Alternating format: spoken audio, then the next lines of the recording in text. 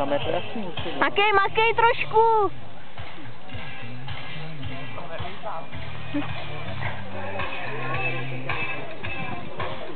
Michal je teďka v cíli.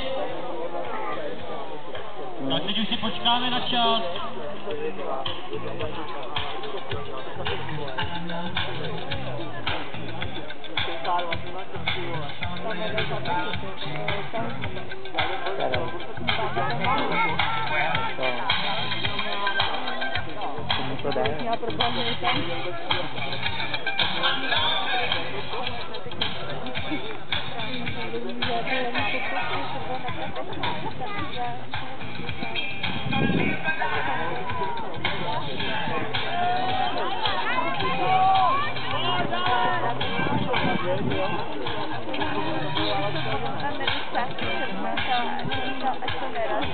Tady ten do toho normálně po hlavě dostal. První průběžné výsledky.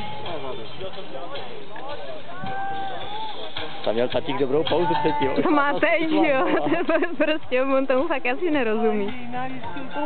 No, protože to je ta uzlovka, že jo? A pak šel najednou úplně jinak. My jsme měli uzlovku s troma chlapy, mají asi ten sud. Normálně, no, ale právě vím, že tam nejvíc točí. Že tam nemá to číslo, já jsem mu to říkala, že je to tam debilní u té uzlovky. To cítí hodně.